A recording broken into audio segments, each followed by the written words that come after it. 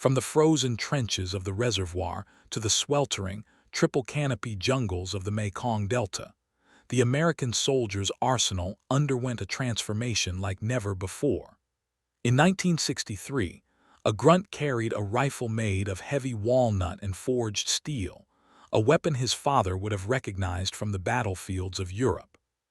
By 1969, he was wielding a weapon of space-age, plastic and aluminum, firing a high-velocity cartridge that changed the nature of ballistics forever. The Vietnam War was a testing ground, a brutal laboratory where the rugged reliability of World War II surplus met the experimental technology of the Cold War. It was a conflict defined by the thump of a grenade launcher, the burp of a grease gun, and the iconic rhythmic roar of the pig. In this video, we break down every major U.S. weapon used in the Vietnam War. M1911A1.45 pistol. First on the list is the venerable M1911A1. By Vietnam, this pistol was a seasoned veteran of 2 world wars in Korea. Known for its heavy 7-round magazine of .45 ACP, the M1911 was a symbol of American firepower. It featured a parkerized, matte finish and brown checkered grips. Soldiers loved its stopping power. In the claustrophobic tunnels of the Kai, a tunnel rat trusted this over anything else. It was heavy, weighing about 2.5 pounds, but its rugged machine steel construction meant it could be dropped in the mud and still fire. Smith & Model 10, the Victory Revolver. Moving on to the revolvers. Often carried by pilots and high-ranking officers, the Model 10 was a 6-shot .38 caliber sidearm. It had a sleek, blued steel finish and a 4-inch barrel. While it lacked the rapid reload of the 1911, it was prized for its reliability and simple mechanics. In the humidity of the jungle, where semi-automatics could succumb to grit, the Model 10's cylinder never failed to rotate. Smith & Model 39, the Hush Puppy. Now this is the specialist's choice. Used primarily by Navy SEALs, this 9mm semi-automatic was fitted with a massive, 5-inch long suppressor. It was nicknamed the Hush Puppy because it was specifically used to take out North Vietnamese sentry dogs during covert insertions. Visually, it was a striking weapon with a sleek, black-anodized frame, often featuring a slide lock to prevent the mechanical clack of the action from giving away a SEAL's position. II service rifles, from wood to plastic. M14 rifle. Next on the list is the M14. When the war began, this was the standard issue rifle.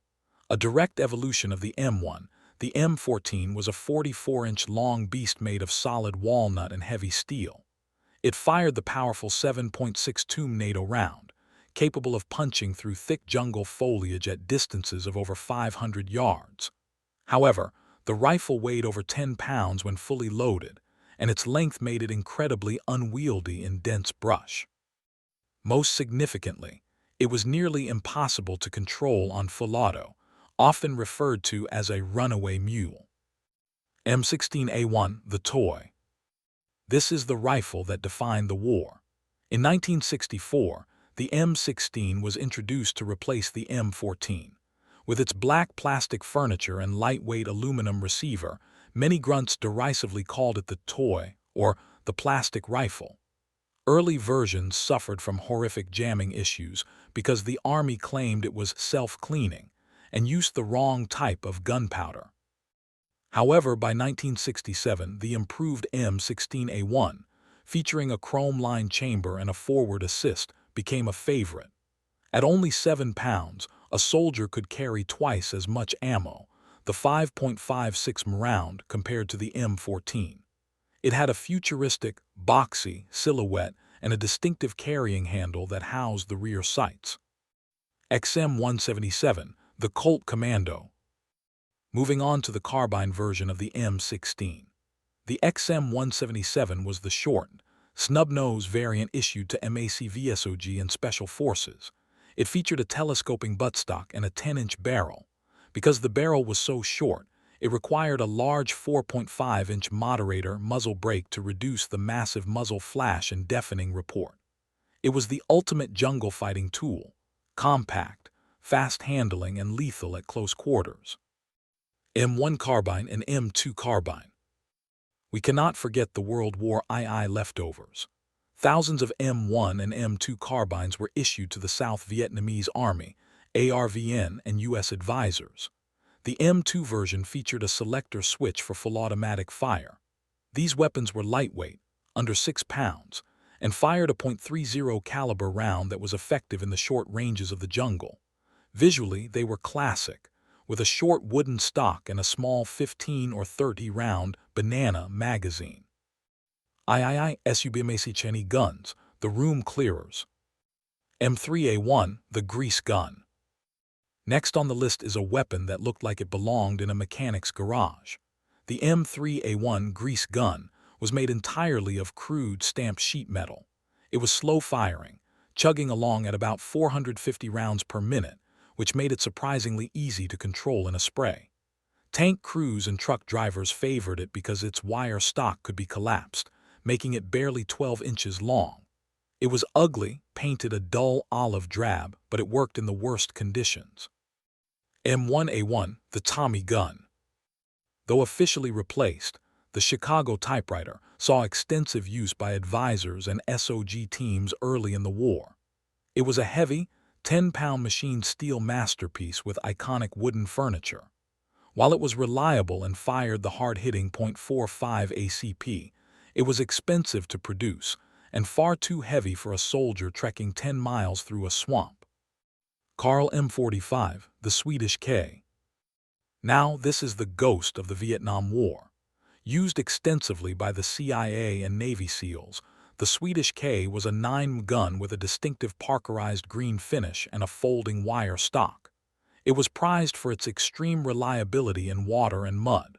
When Sweden began protesting the war, they stopped shipments to the U.S., leading Smith, and to create an American clone called the M76.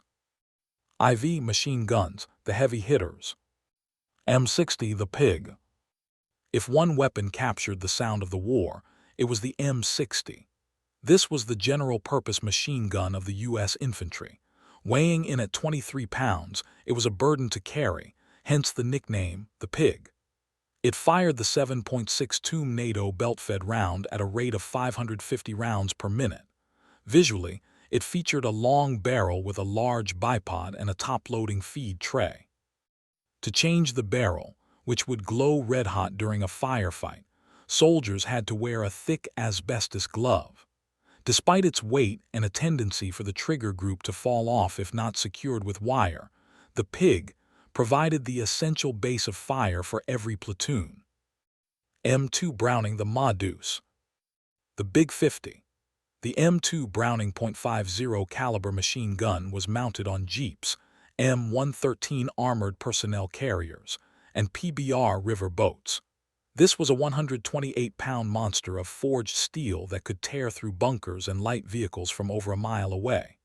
Designed by John Browning in 1918, it remained virtually unchanged for the Vietnam conflict, proving that some designs are simply perfect.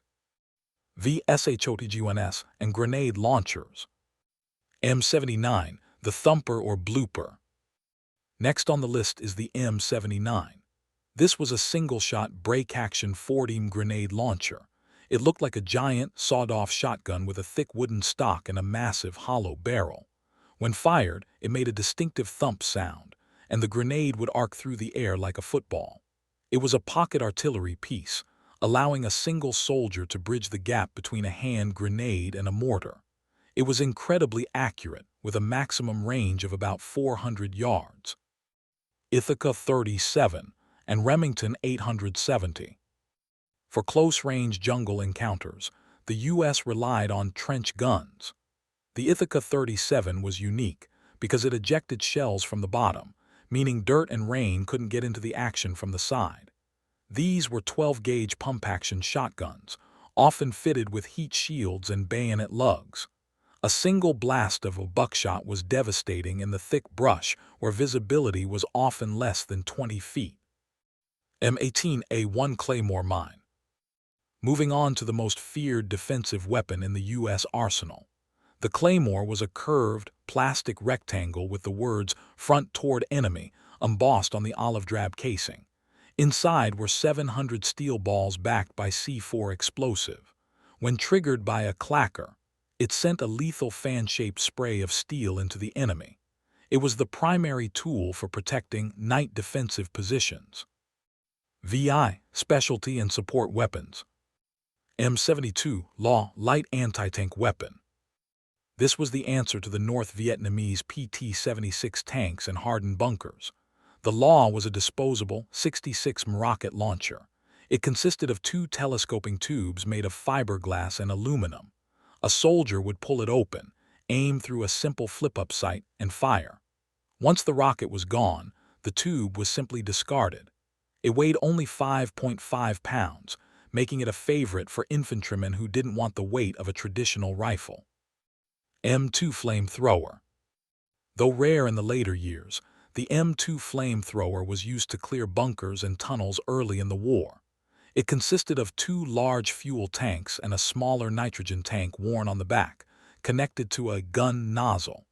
It could shoot a stream of burning napalm over 60 feet. Visually terrifying, it was also dangerous for the operator, who became a high-priority target for enemy snipers. M40 Sniper Rifle. Finally, we have the precision tool. Based on the Remington 700 action, the M40 was the Marine Corps' primary sniper rifle. It featured a sleek wooden stock and a heavy contour barrel for accuracy. Firing the 7.62 match-grade round, Marine snipers like Chuck used this rifle to achieve legendary status, engaging targets at distances of over 800 yards through a 3 to 9 power scope. The arsenal of the Vietnam War was a mix of the old and the new, a transition from the heavy wood of the past to the modular plastics of the future. These weapons were dragged through rice paddies, soaked in monsoon rains, and tested in some of the most grueling combat conditions in American history. Some were hated for their unreliability, while others, like the Pig and the Thumper, became icons of the era. Each of these tools tells a story of the men who carried them into the green hell of Southeast Asia. But we want to hear from you. If you were trekking through the Central Highlands in 1968, which of these weapons would you want by your side? The raw power of the M14 or the lightweight speed of the M16A1? Let us know in the comments below.